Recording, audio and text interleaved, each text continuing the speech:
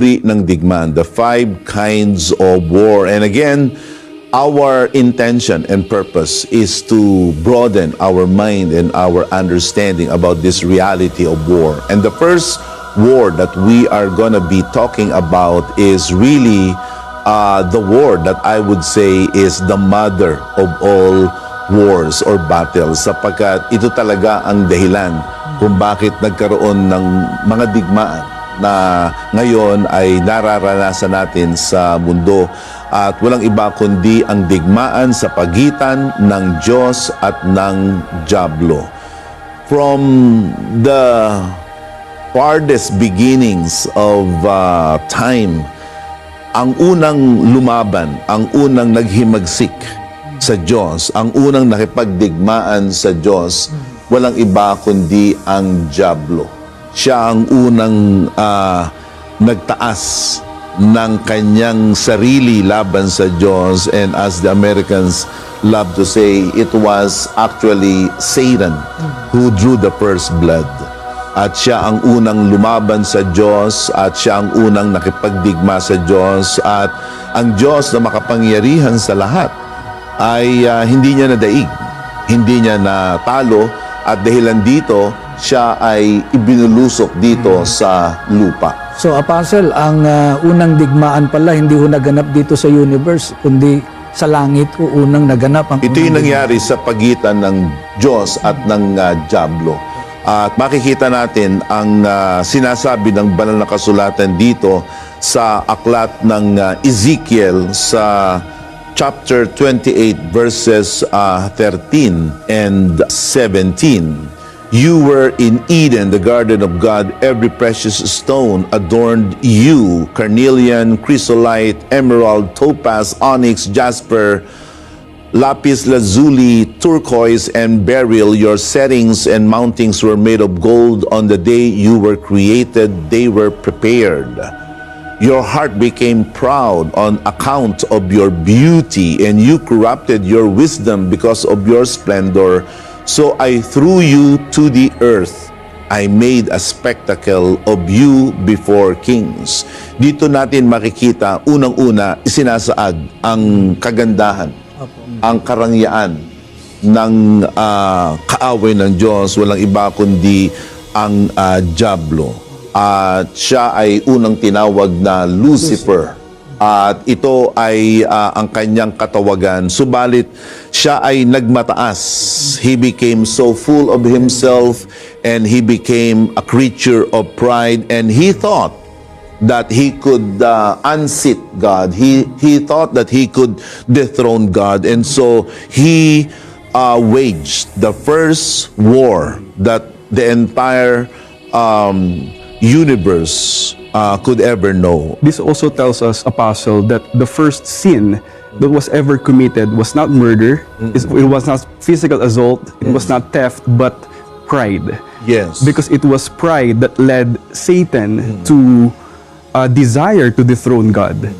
Sa katunayan, mula sa digmaan na ito ng Diyos at ng dyablo ay nagpapasimula, at iyon ang nagdala sa iba pang mga digmaan na nangyari sa pagitan ng mga anghel at ng mga demonyo, ng tao at ng sa kanyang kapwa-tao, as we are going to see later on. So, ang digmaan ho ay hindi digmaan ng armas, kundi digmaan ho ng authority. Ang unang nangyaring digmaan na gaya ng sabi ni Pastor Bench, na ito ay bunga ng pagmamataas ni Lucifer na kaaway ng Diyos. Sa Revelation 12 verses 7 to 9, makikita natin dito ang behind the scenes na nangyari nang ang dyablo ay hindi nagtagumpay sa kanyang pakikipagdigma laban sa Diyos. Basahin natin yan sa aklat ng Revelation chapter 12 verses 7 to 9. This is what the Bible says.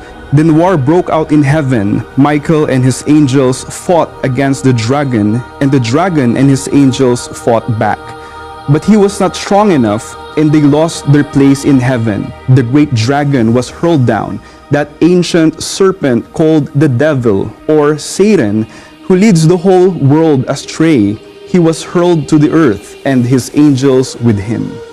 So we can see na si Archangel Michael ang nanguna sa depensa sa langit at sa panig ng Diyos, at sinasabi ng banal na kasulatan na hindi malakas ang puwersa ng dyablo at ng kanyang mga anghel, at dahilan dito sila ay ibinulusok, itinapon dito sa ating mundo, at dito ngayon sila ay namamalagi at dito sila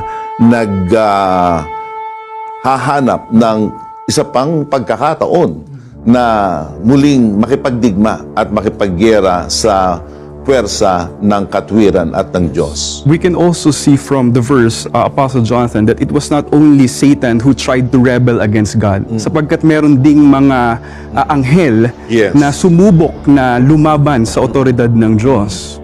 Sila yung tinutukoy actually sa aklat ng Judas na hindi nila iningatan ang kanilang mga lugar sa langit. They did not keep their places and their position in heaven.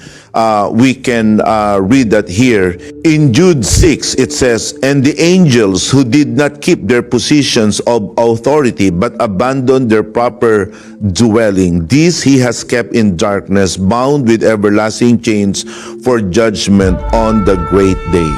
Kaya merong mga anghel na hindi nila pinanindigan yung kanilang posisyon sa langit. Rather, they were deceived Yes. by Satan, and as a result, they ended up joining the first ever heavenly mutiny against the authority of God.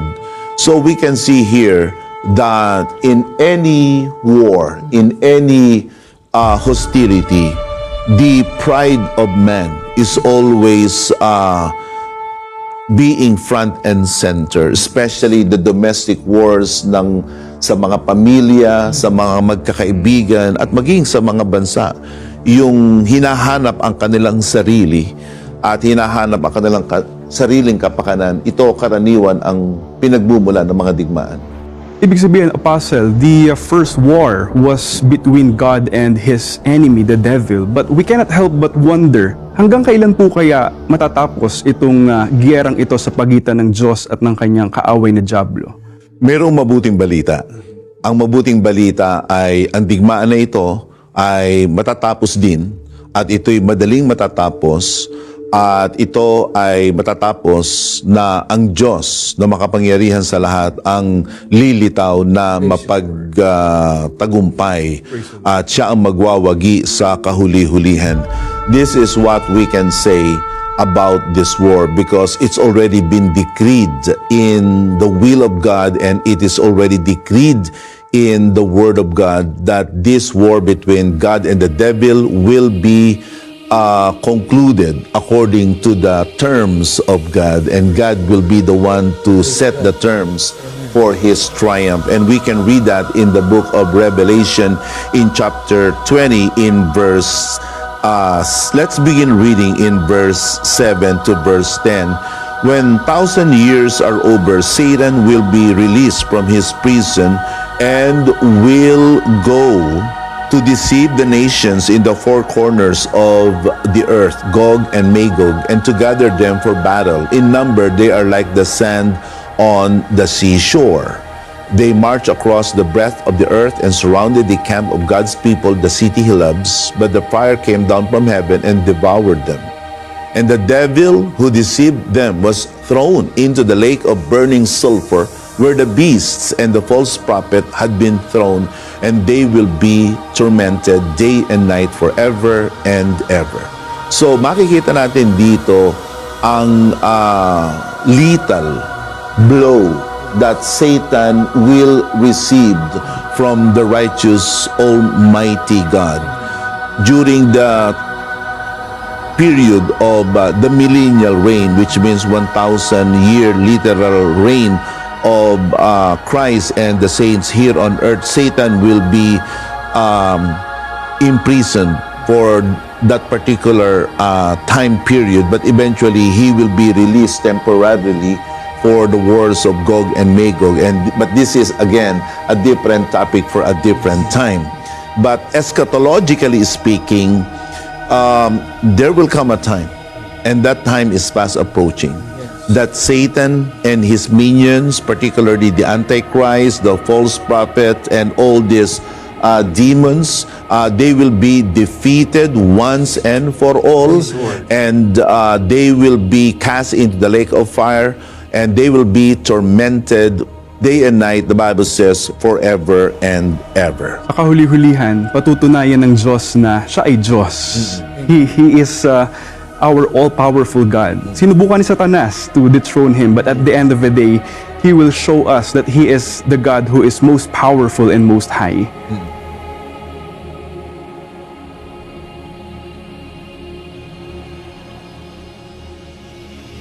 That we are going to be talking about is the war of angels and demons. The war of angels and demons.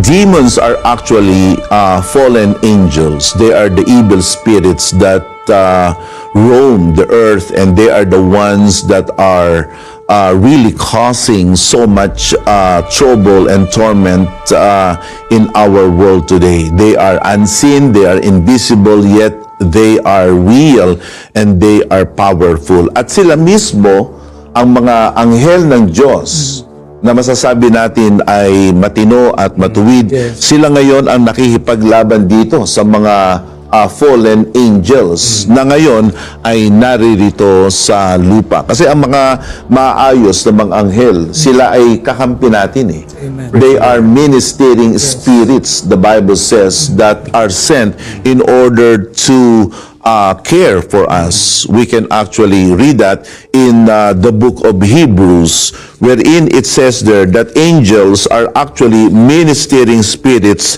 sent by God to those who will inherit salvation. In the book of Hebrews 1:14, we can read this: Are not all angels ministering spirits sent to serve those who will inherit salvation? So there are angels that are good, and there are angels that have gone rogue. They have gone bad.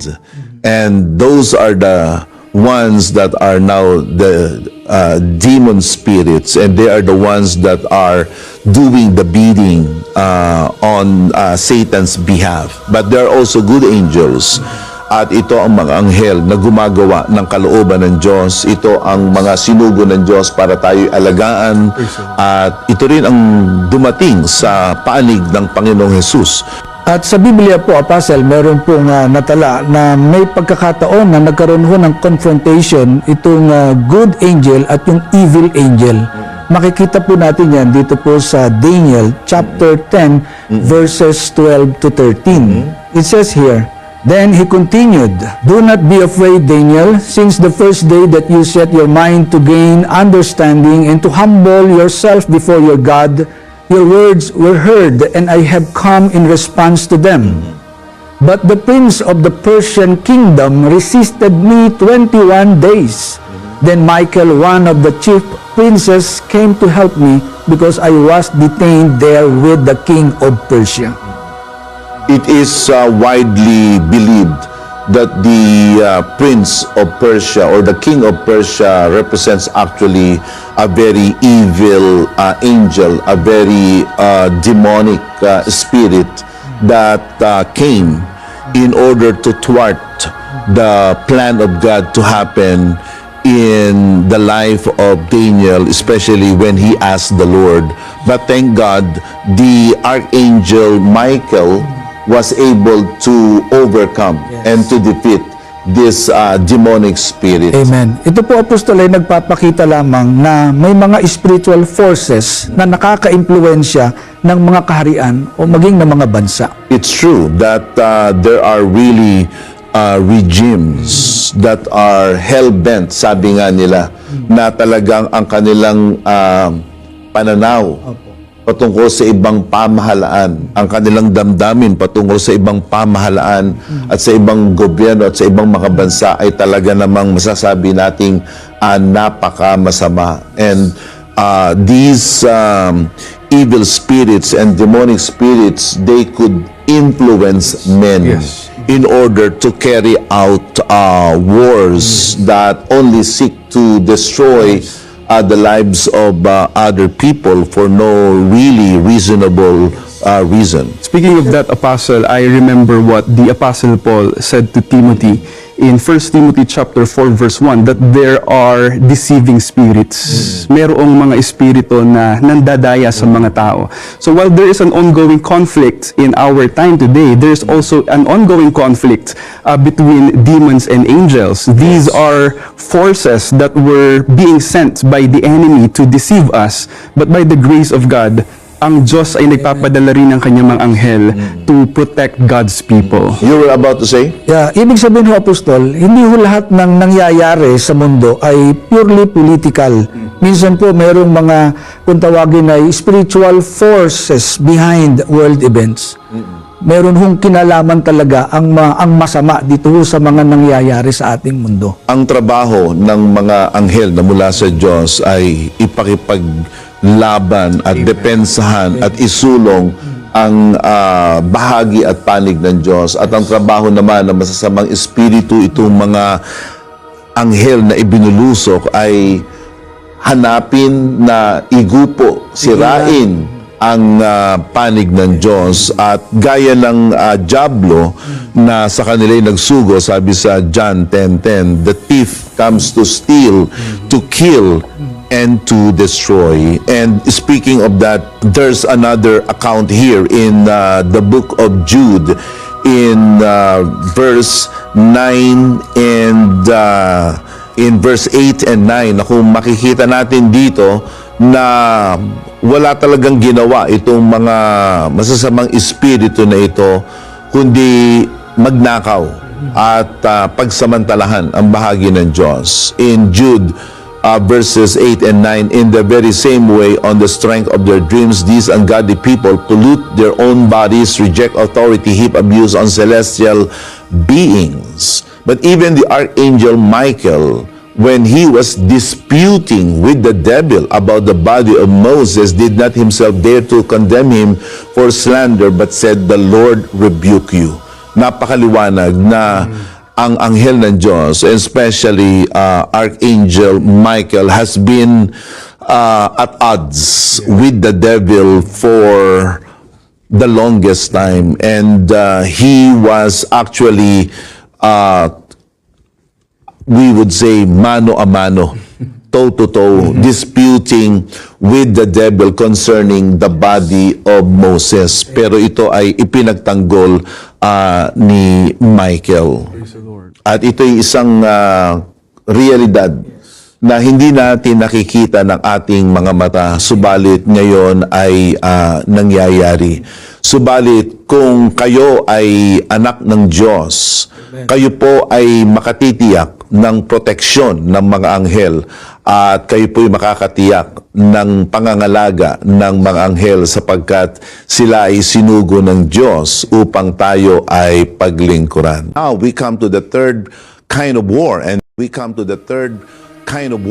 this is the war of men against demons. Yes, you heard me right, that there are now, as I speak, demonic spirits, demonic beings and entities that are now seeking to destroy men in general.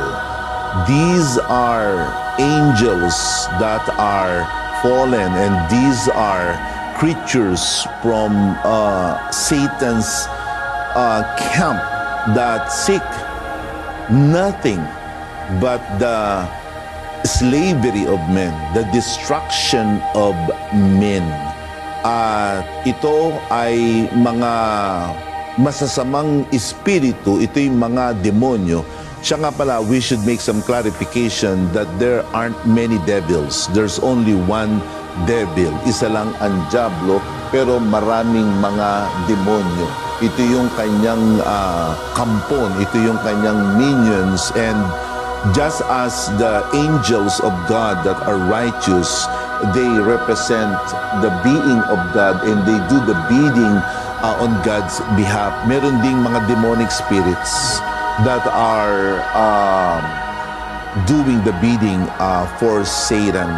And like what I said, kung papaano yung kanilang amang Diablo ay gayon na magnanakaw, mamamatay tao at sila'y maninira. Ganun din ang mga demonyo na ito at masasamang espiritu na ito. Yun ho ang kanilang layunin. Matapos na ang mga demonyo ay ibulusok ho dito sa lupa, parang ang kanila hong prinsipyo na kung masira nila ang tao, ang buhay ng tao, nakaganti sila sa Diyos. Sapagkat ang mga tao ay nilikha sa wangis at larawan ng Diyos, sa harap ng Diyos. Bilang pagkakalikha sa atin, as creatures of God, tayo ay maganda. Yes. Nasa atin ang wangis ng Diyos, nasa atin ang larawan ng Diyos. We have the Imago Dei, as the medieval saints would like to say. They cannot destroy and defeat God. So what they try to do is to destroy what God loves, and that is us, humans. At dito natin makikita na hindi lahat ng nangyayari sa ating kapaligiran ay bunga ng mga masasabi nating physical or earthly influences. I'm gonna say this bluntly, that behind every evil deed, behind every evil activity is a demon spirit that seeks to ruin the beautiful creation of God. And you know, God created man beautiful. God created man with so much potential. Pero ang gusto nga ng Diablo ay sirain tayo. Sa katunayan, kahit sa banal na kasulatan, makikita natin, meron talagang mga tao na inaalipin ng masasamang mga espiritu ng mga demonyo at pinapahirapan ang mga tao. Ngayon, hindi lahat ng may sakit, sinasabi natin, ay mayroong masamang espiritu. Hindi lahat ng may karamdaman, hindi lahat ng may sakit ay nasa ilalim ng masamang espiritu. Pero sa tagpong ito, sa banal na kasulatan, ay mayroong mga tao na ang kanilang pagkakasakit ay bunga ng impluensya ng masamang espiritu. This is what the Word of God tells us, that during the time of Jesus, there were people who were being harassed and being exploited and ruined no less than by evil spirits. Here in the book of Mark chapter 9 verse 17, a man in the crowd answered, "Teacher, I brought you my son who is possessed by a spirit that robbed him of speech. Whenever it seizes him, it throws him to the ground. He foams at the mouth, gnashes at his teeth, and becomes rigid." Very visible ang demonic influence and control sa batang ito.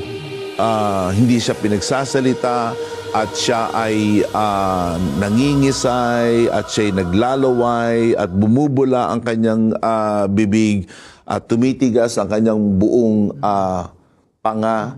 Subalit sa biyaya ng Diyos, ang batang ito ay napalaya.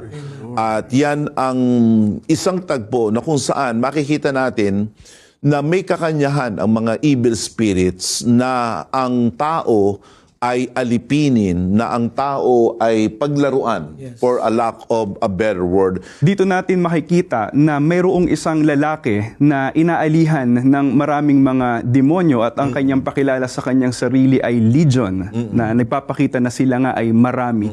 Pero dahil sa otoridad at kapangyarihan ng Panginoong Hesukristo, napalaya ang umaalipin sa taong ito. Yes. Dito natin makikita ang gravity ng demonic influence and oppression on people. Isipin mo, hindi lang isa, hindi lang dalawa, kundi sila'y legion.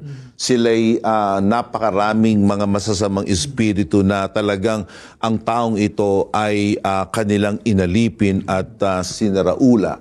Pero purihin ang Panginoon sapagkat ang Diyos ay laging mapagtagumpay. Kaya pinalaya siya ng ating Panginoong Jesus at ang kapangyarihan na magpalaya ng mga tao mula sa pagkaalipin ng masasamang espiritu ay ibinahagi din at ibinigay sa mga tunay na mangangaral at tunay na mga sugo ng Diyos.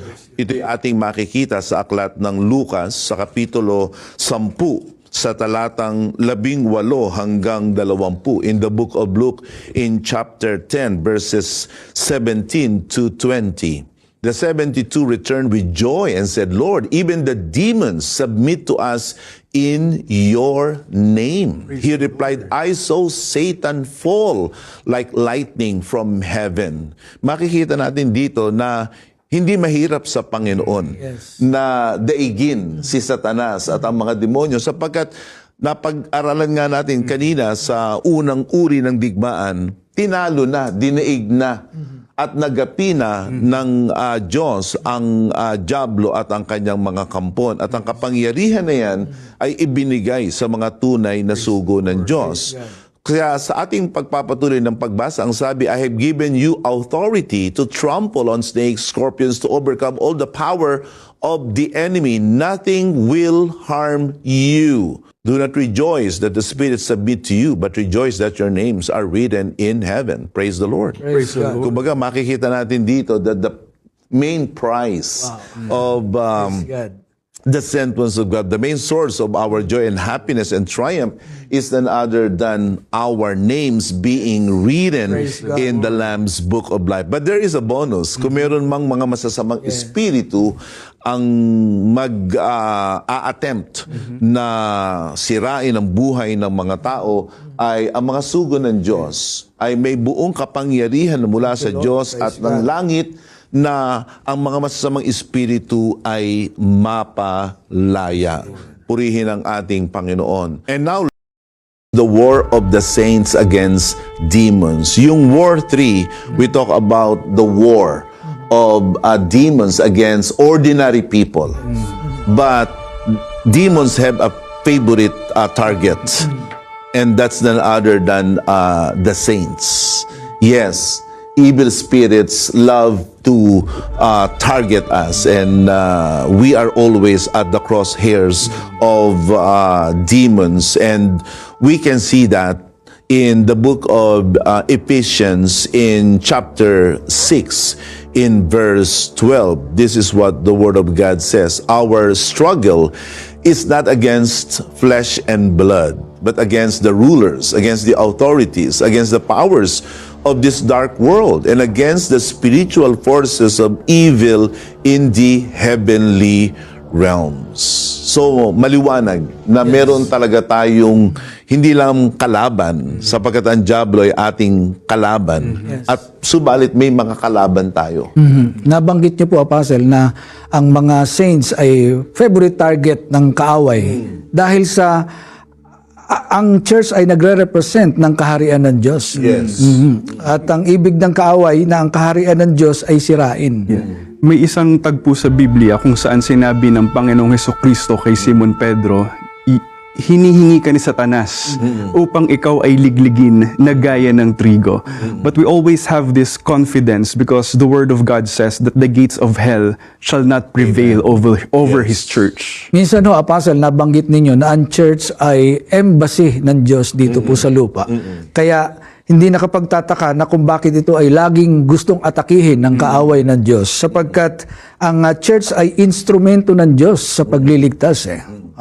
At dito natin dapat maunawaan na lahat ng opposition, lahat ng persecution na kinakaharap ng isang tunay na Kristiyano, lahat ng ito ay demonically inspired, and they are demonically enabled sapagkat yun nga ang trabaho ng masasamang espiritu, na pakilusin ang mga taong masasama para pasamain ang mga tunay na anak ng Diyos at ng mga banal. At ito'y makikita natin na hindi lamang laban sa mga mananampalataya, kundi gaya ito ng pagbubulag din sa isip ng mga tao. Sinasabi sa 2 Corinthians 4:4, the God of this age has blinded the minds of the unbelievers. At merong mga tao talaga na lumalaban sa gawain ng Panginoon, pinapasama ang gawain ng Panginoon, hindi dahil sa hindi lamang nila nauunawaan,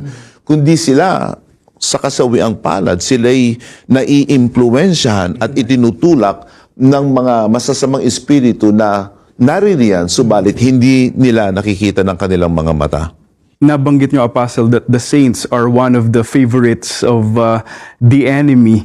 Pero dito natin makikita ang kagandahan ng nasa loob ng iglesia.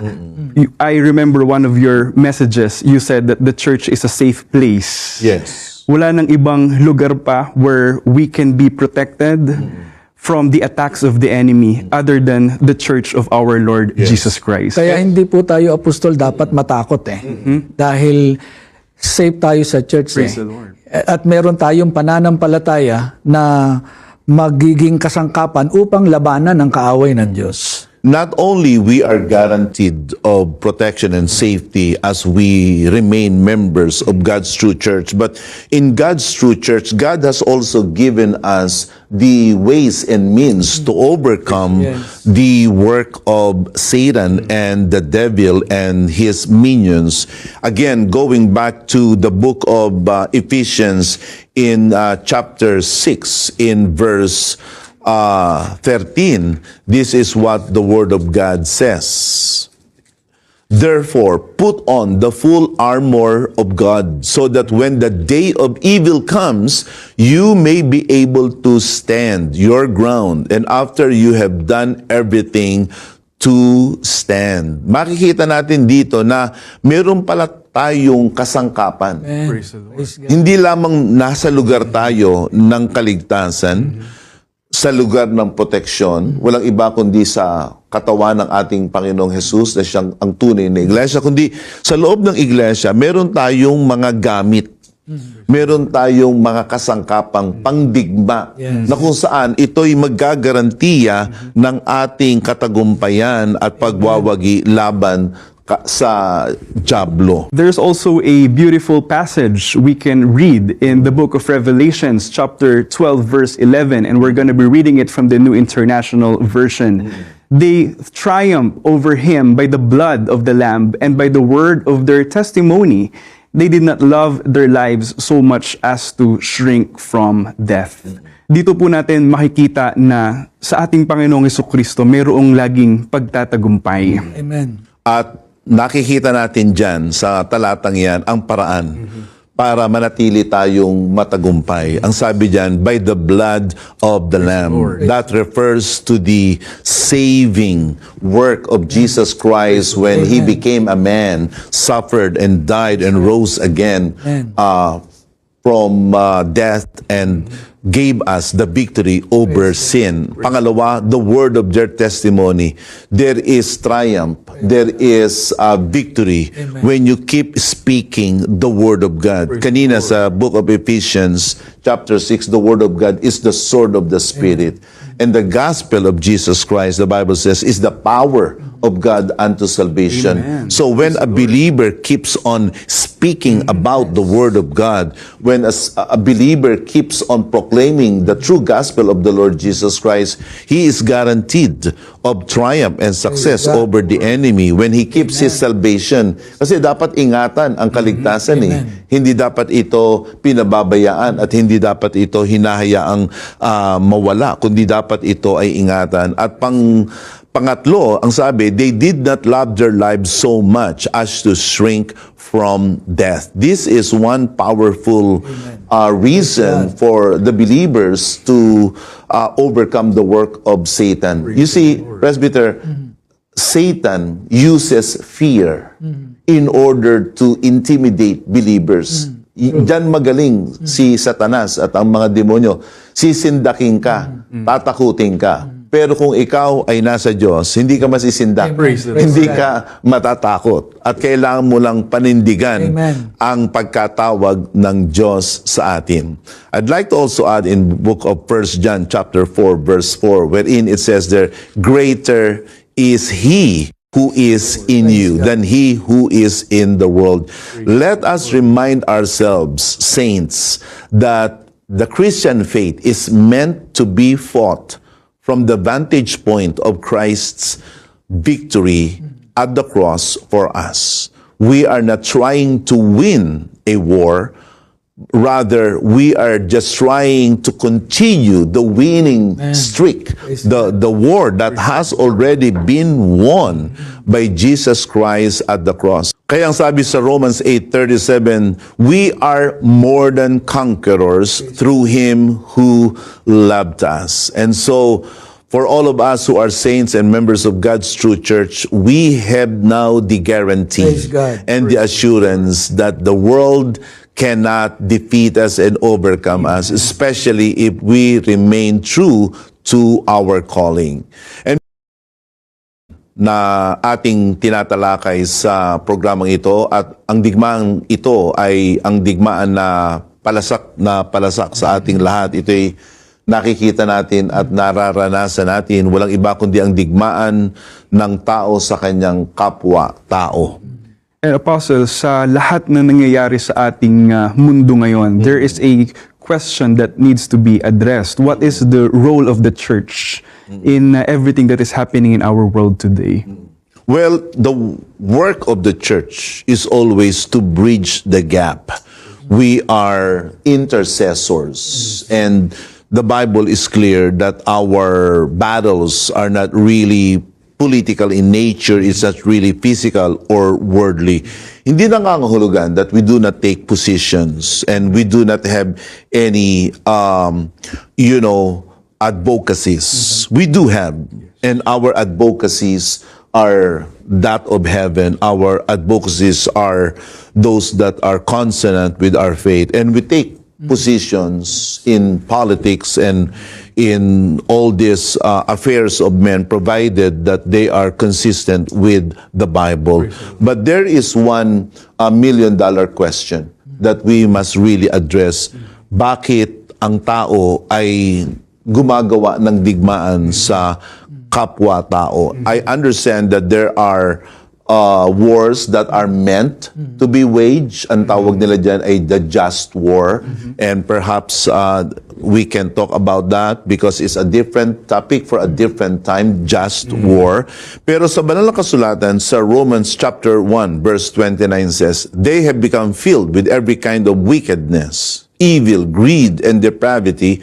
They are full of envy, murder, strife, deceit, and malice. The strife here is another way of saying war or hostilities or animosities. At ito'y dahilan sa ginawa ng tao na kanilang kinalimutan ng Diyos, tinalikuran ng Diyos, at nilabanan pa ang Diyos.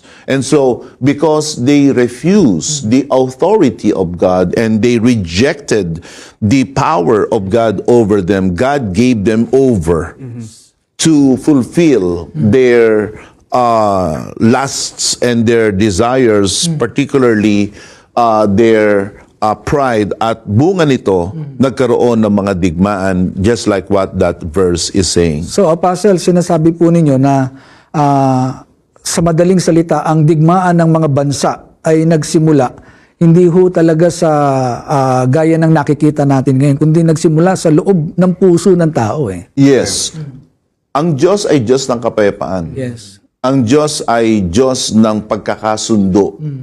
Kapag ka ang tao ay umalis sa Diyos, tanggihan ng Diyos, at siya ay tumalikod sa Diyos, binubuksan niya ang sarili niya sa iba't ibang uri ng pakikipag-away. Kaya ang tao na wala sa Diyos ay hindi mapayapa. Ang tao na wala sa Diyos ay mayroong laging giyera sa loob niya. At marahil, ito'y karanasan ng sino man sa inyo, because this is actually a reality that people, because of our sins, we have become conflicted.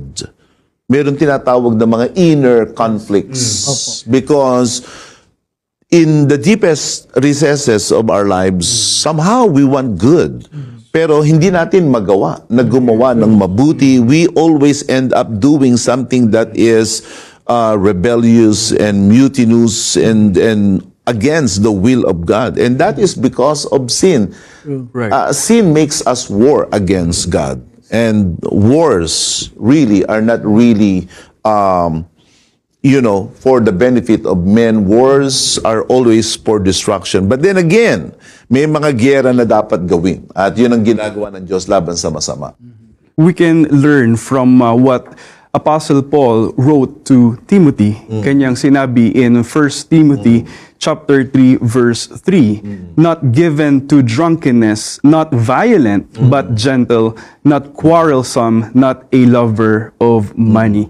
So kung may mga tao na sa kanilang puso ay naghahasik sila ng kaguluhan, sinasabi ni Apostol Pablo that these are the very characteristics that we must possess as people who love God. Yes, we must reject violence. We must not adopt a lifestyle of aggression, but we must be gentle. Being gentle doesn't mean being soft, Right. or not having a backbone, or having a dormant personality. But gentleness is your ability to be sensitive to the needs of those around you and being able to respond to them. At walang lugar para sa ugali na yung tinatawag nilang abrasive, yung parang magaspang at laging mahilig sa away. At ito ay isang katotohanan na dapat nating maunawaan. But you know, the wars of men, again, let's end this program in a positive note, that the wars of men will eventually be concluded to a time of peace when God and His Son Jesus reigns over us. I'd like to read that in the book of Isaiah in chapter 2 in verse 4. This is what the Word of God says. He will judge between the nations and will settle disputes for many peoples. They will beat their swords into plowshares and their spears into pruning hooks. Nation will not take up sword against nation, nor will they train for war anymore. God. What a day it's gonna be Praise the when that prophecy of Isaiah happens. And even now, in the midst of our stripe-torn generation, in our war-riddled generation, ladies and gentlemen, viewers of this program, I want you to know that in Christ we have peace. We can find peace and we can find serenity. Sa panahon na ito ng digmaan, makakasumpong tayo ng kapayapaan sa ating mga buhay kung tayo ay magpapasa ilalim sa kapangyarihan ng Panginoong Hesus, sapagkat tanging ang Panginoong Hesus ang isinugo ng ating Ama sa Langit upang tayo ay pakasunduin Praise the Lord. sa ating Diyos. It was Jesus, the Christ, who was sent by the Father in order to reconcile us with Him. And any man, any woman who is reconciled with God will know peace. Would you like to have that peace right now in your heart? Would you like to be reconciled with the Lord? And would you like to live a life of triumph and success? The Lord is offering you right now this peace that passes all understanding, that salvation that makes you triumph over sin. I would like you to join me in this prayer. Let's close our eyes and follow this prayer. Ating ipikit ang ating mata. Sundin ninyo ang panalangin na ito kung kayo po'y sumasampalataya sa Panginoong Hesus at nais nyo na magkaroon ng kapayapaan sa inyong mga buhay sa mga sandaling ito. Tayo manalangin. Ama naming Diyos, sumasampalataya ako sa iyong bugtong na anak na si Jesus bilang aking Panginoon at tagapagligtas. Sa pamamagitan niya, ako po ay nagkaroon ng pakikipagkasundo sa Diyos. Patawarin mo ako sa aking mga kasalanan, pinagsisisihan ko ang mga ito, at ngayon ibigay mo ang kapayapaan sa aking buhay at ibigay mo ang kaligtasan na ginawa ni Jesus sa kanyang kamatayan at pagkabuhay na maguli. Ito ang aking dalangin sa pangalan ni Jesus. Amen.